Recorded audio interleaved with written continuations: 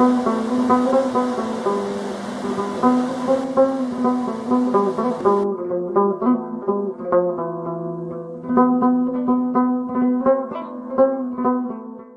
شریف airport جو کہ 1978 میں تعمیر ہوا، لیکن بدقسمتی سے 2004 میں اس کو خسارے میں ہونے کی وجہ سے بند کر دیا گیا۔ اس وقت ملاکنڈ ڈویژن کی تقریباً 45% لوگ بیرون ممالک میں مقیم ہیں، لیکن ایئرپورٹ کی بندش کی وجہ سے ان کو شدید مشکلات کا سامنا کرنا پڑ رہا ہے۔ تو دوسری طرف جنت نظیر وادی سوات میں بین الاقوامی سیاحت بھی پروان نہیں چڑھ رہی ہے۔ موجودہ حکومت نے رواں سال اکتوبر میں ایئرپورٹ کو ملکی پروازوں کے لیے کھولنے کا اعلان کیا ہے۔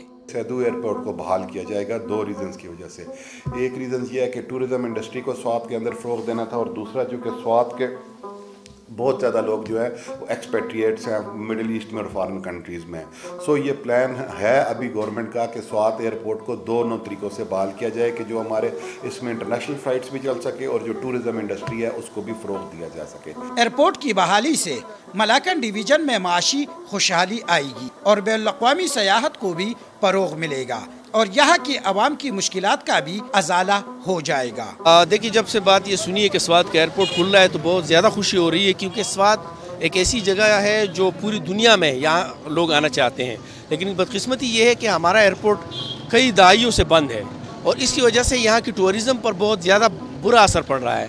ایک دفعہ اگر یہ ایئرپورٹ کھلتا ہے تو یہاں پہ نہ صرف پاکستان کے دور دراز کے علاقوں کے لوگ آئیں گے، بلکہ انٹرنیشنل ٹورزم بھی یہاں پہ کھلے گی، اور یہاں پہ لوگوں کی معیشت بھی بہتر ہوگی۔ سوات میں سب سے پہلی بات تو یہ ہوگی کہ کاروبار بڑھے گا، اس سے مفاد ہوگا، خوشحالی آئے گی اس سے ایئرپورٹ کھولنے سے، کیونکہ جتنے بھی ٹورزم ہے، روڈ تو ہمارے ویسے بھی خراب پڑے ہوئے، باہر لین آئیں گے نا، ہوا سے آ جائے نو پرابلم، مگر ہمارا جو ایئرپورٹ ہے نا اس کو انٹرنیشنل ہونا چاہیے، ملٹی نیشنل ہونا چاہیے۔ موجودہ حکومت سوات میں سیاحت کے فروغ کے لیے تمام تر وسائل بروئے کار لا رہی ہے۔